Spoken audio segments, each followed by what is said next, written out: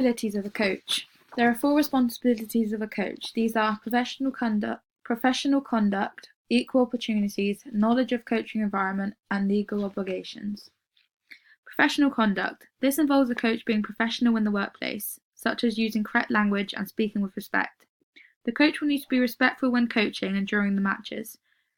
They will need to remain calm and act with dignity if a decision is given against them or if any other situations frustrate them. Knowledge and experience is also a big factor of professional conduct. A coach with experience will know how to react to certain situations and know how to handle different factors during coaching time. This will also involve specific qualifications that will allow them to coach their team. Having higher coaching qualifications will mean the team and all aspects are more professional as there is a higher standard of leadership. A good example of a coach with great professional conduct is Glenn Mills. As a coach, Glenn consistently shows high levels of respect to his co-workers and his sprinting team. He also always remains calm and ensures that his professional view isn't clouded by a personal one. When frustrated or irritated, he continues to treat others with respect, especially the officials. This outlines his professional conduct as he doesn't show high levels of aggression or anger and acts with respect and dignity, while also keeping his passion towards the game. Glenn's experience and knowledge is also extremely high. This is clear in the many gold medals he has led his Olympic team to. Equal opportunities. A coach will need to involve all members of his team, no matter their gender, age, race, ethnicity, religion, sexuality, or ability. The coach should ensure all team members are treated exactly the same and are all given the same opportunities, no matter their appearance. This shows great leadership as the coach treats all players exactly the same, even if some abilities are lower than others.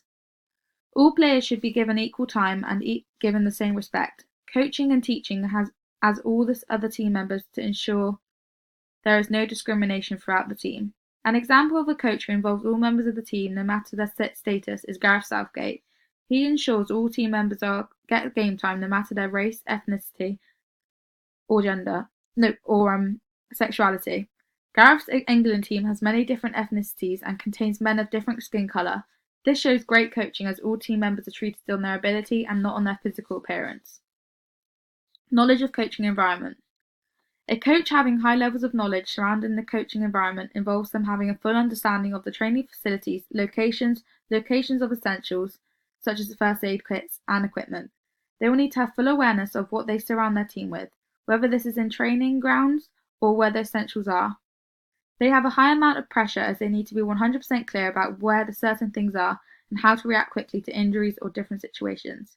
The coach will also need to be aware of how their team may be affected by external and internal factors, and what they can do to prevent certain situations happening.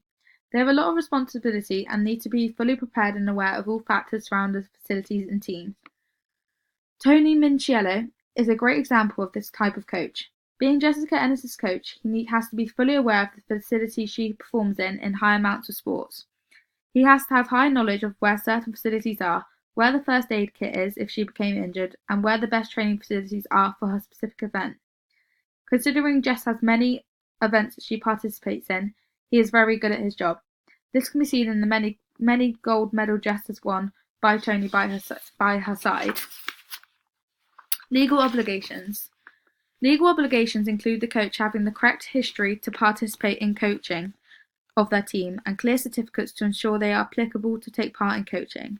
For example, the coach will have to have an up-to-date DBS to ensure they are allowed to work with younger groups surrounding the sport. This will ensure they are of the correct nature to coach the group and keep everybody safe and secure.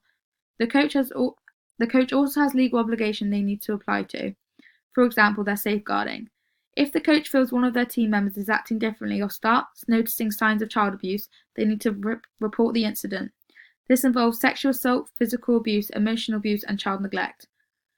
The coach is under strict instructions to report any of these incidents to ensure the team member is safe and begins to be looked after with care and consideration. If the coach fails to report this incident, they can come under great trouble. A coach who follows high levels of legal obligations is a non-elite college coach, such as Meg Watkin. For example, Meg is under a strict duty of care and has to observe closely for any abnormal changes she may notice in her students. Meg demonstrates these skills well as she is very alert and cares for her students. If there ever was an incident, Meg would care for the student and refer the incident immediately. Knowledge of the coaching environment at non-elite level is the most important as the coach is singly responsible for all factors of the team. They will need to know about the training facilities, location of essentials, and other benefactors to ensure everything runs smoothly. If the coach isn't aware of these things, then there is a risk that the team won't be managed properly or have the correct duty of care. However, at elite level, there will be more than one person responsible for the factors that need high levels of knowledge. There will be more than one person responsible for these factors, which means there is less pressure on the coach. Equal opportunities are important at both levels. However, I feel it is slightly more important at elite levels, as there needs to be a stigma and clear representation of different ethnicities and races taking part in elite levels of sport with wide audiences. This allows there to be more role models for people who participate in sport at lower levels. If there were no elite sports performers of different sexualities and gender, then there wouldn't be a large number of participants at non-elite levels, as it wouldn't be normalized. Differently to non-elite levels, the performance will be playing no matter their appearance due to involvement at school and extracurriculum. These performers may also not want to participate if there were no elite performers competing at a high level who were like them.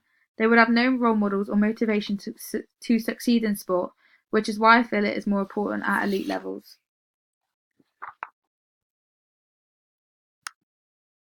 Techniques of a coach.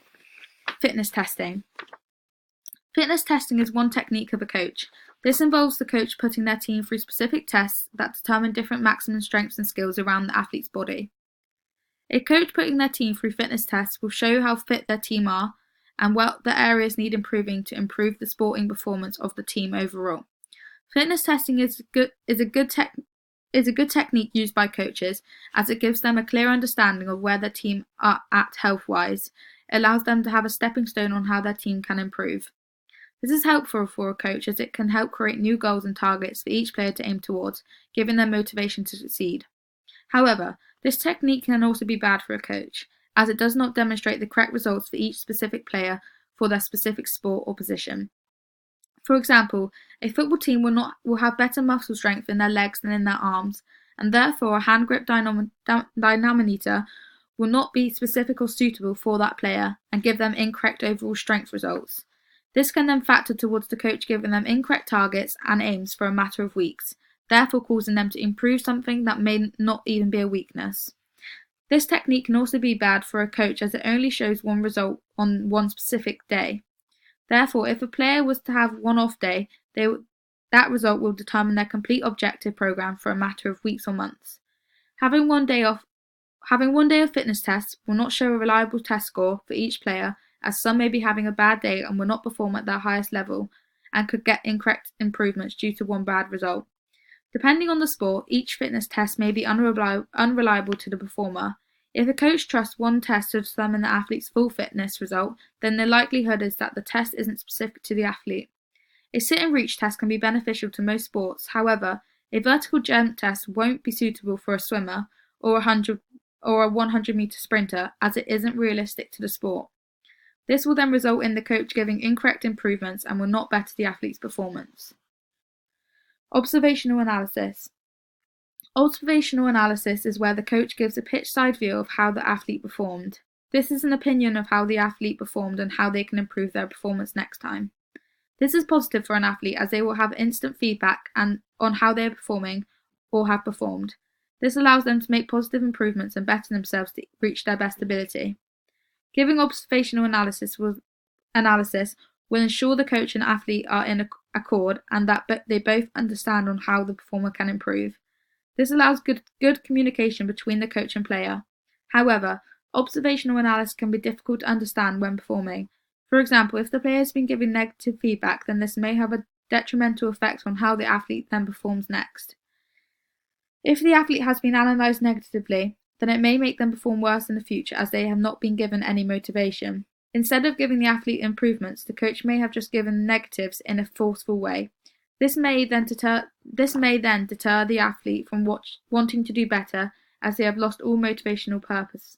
However, this method may also have the opposite effect in where the athlete does improve, as they want to prove themselves to the coach.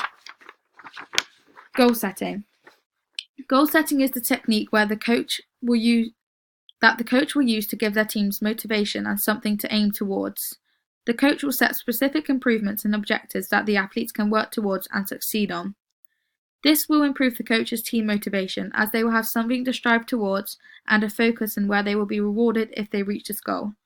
A sense of fulfillment and success will give the athlete high levels of motivation, as they know that their hard work has paid off. However, this may also work in the reverse if the athlete does not reach their goal. If the coach has set a goal that is not achievable or realistic, the athlete will be endlessly working towards something they will never succeed in. If by goal set time they have not met their target, and they will be demotivated, as they have felt that their work has meant nothing and not paid off. This will decrease their performance levels, as they do not have anything to work towards or have anything that they can succeed on.